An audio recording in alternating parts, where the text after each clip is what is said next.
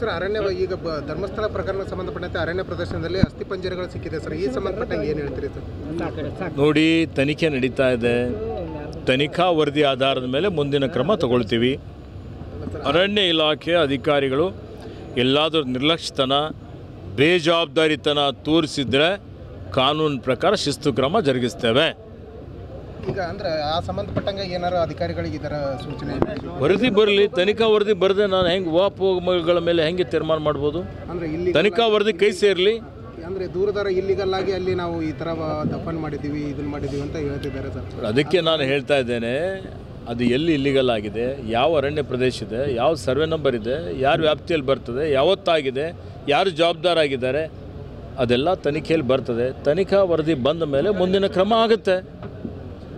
ಅಂದ್ರೆ ಇಲ್ಲಿಗಲ್ ಆಗಿ ಏನಾದರೂ ಒಂದು ವೇಳೆ ಅಕ್ರಮವಾಗಿದ್ದರೆ ಖಂಡಿತವಾಗಿ ಕ್ರಮ ಆಗುತ್ತೆ. ಮಾಧ್ಯಮ ಅಕಾಡೆಮಿ ವತಿಯಿಂದ ಮತ್ತು ವಾರ್ತಾ ಇಲಾಖೆಯ ಸಂಯುಕ್ತ ಆಶ್ರಯದಲ್ಲಿ ಏನು ಮಾಧ್ಯಮ ಕಲ್ಯಾಣ ಕರ್ನಾಟಕ ಭಾಗದ 7 ಜಿಲ್ಲೆಗಳ ಮಾಧ್ಯಮ ಪ್ರತಿನಿಧಿಗಳಿಗೆ ತರಬೇತಿ ಕಾರ್ಯಕ್ರಮದಲ್ಲಿ ಭಾಳ ಖುಷಿಯಿಂದ ಹೆಮ್ಮೆಯಿಂದ ಭಾಗವಹಿಸಿ ಅದನ್ನು ಉದ್ಘಾಟನೆ ಮಾಡಿದ್ದೇನೆ. ಕಲ್ಯಾಣ ಕರ್ನಾಟಕದಲ್ಲಿ ಸಹಿತ ಪ್ರತಿಭಾವಂತ ಮಾಧ್ಯಮ ವರದಿಗಾರರಿದ್ದಾರೆ. ಅವರಿಗೆ ಇನ್ನೂ ಹೆಚ್ಚಿನ AI ಬಗ್ಗೆ, ಆಧುನಿಕ ತಂತ್ರಜ್ಞಾನದ ಬಗ್ಗೆ, ನಿಖರವಾದಂಥ ಸುದ್ದಿ ಬಿತ್ತರಿಸುವಂಥದ್ದರ ಬಗ್ಗೆ ಅವರಿಗೆ ತರಬೇತಿ ಕೊಡುವಂಥದ್ದು ಭಾಳ ಅವಶ್ಯಕತೆ ಇದೆ. ಆ ನಿಟ್ಟಿನಲ್ಲಿ ಮಾಧ್ಯಮ ಅಕಾಡೆಮಿಯವರು ಬೀದರನ್ನು ಆಯ್ಕೆ ಮಾಡಿಕೊಂಡು ಇಲ್ಲಿ ತರಬೇತಿ ಕಾರ್ಯಕ್ರಮ ಆಯೋಜನೆ ಮಾಡಿದ್ದಕ್ಕಾಗಿ ನಮ್ಮ ಆಯಿಷಾ ಖಾನಮ್ರವರಿಗೆ, ಅವರೆಲ್ಲ ತಂಡದವರಿಗೆ ನಾನು ಅಭಿನಂದನೆಗಳನ್ನು ಸಲ್ಲಿಸುತ್ತಾ, ಸುದ್ದಿ ಮಾಧ್ಯಮದ ಮೇಲೆ ಭಾಳ ದೊಡ್ಡ ಜವಾಬ್ದಾರಿ ಇದೆ.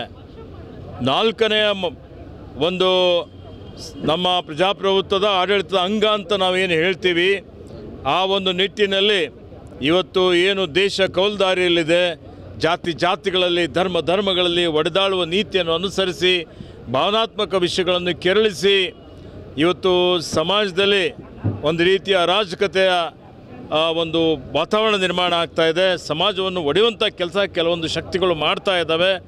ಅದರ ವಿರುದ್ಧ ಮಾಧ್ಯಮದವರು ಜಾಗೃತರಾಗಬೇಕಾಗಿದೆ.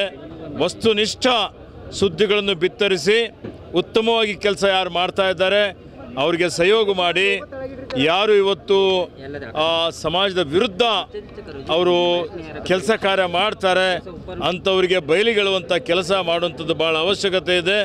ಸುಳ್ಳು ಸುದ್ದಿ ಬಿತ್ತರಿಸುವಂಥದ್ದು ಮತ್ತು ಇವತ್ತು ರೋಚಕ ಸುದ್ದಿಯ ಹೆಸರಿನ ಮೇಲೆ ಇವತ್ತು ಗೊಂದಲ ಸೃಷ್ಟಿ ಮಾಡುವಂಥದ್ದು ಆಗಬಾರ್ದು. ಆದರೂ ಇವತ್ತು ಮಾಧ್ಯಮ ಈ ಸಮಾಜದಲ್ಲಿರುವಂಥ ಪರಿವರ್ತನೆಗೆ ಭಾಳಷ್ಟು ಕೊಡುಗೆಯನ್ನು ಕೊಟ್ಟಿದೆ. ಮಾಧ್ಯಮದವರಿಗೆ ನನ್ನ ಪರವಾಗಿ ಯಾರ್ಯಾರು ನಿರ್ಭೀತಿಯಿಂದ ನಿಷ್ಪಕ್ಷಪಾತವಾಗಿ ಸುದ್ದಿಯನ್ನು ಬಿತ್ತರಿಸ್ತಾ ಇದ್ದಾರೆ, ಸಮಾಜದ ಉನ್ನತೀಕರಣಕ್ಕಾಗಿ ಸೇವೆ ಮಾಡ್ತಾ ಇದ್ದಾರೆ, ಅವರೆಲ್ಲರಿಗೆ ಕರ್ನಾಟಕ ಸರ್ಕಾರದ ಪರವಾಗಿ ನನ್ನ ಪರವಾಗಿ ಅಭಿನಂದನೆಗಳನ್ನು ಸಲ್ಲಿಸುತ್ತಾ, ಇವತ್ತು ಪ್ರಕೃತಿ ಪರಿಸರ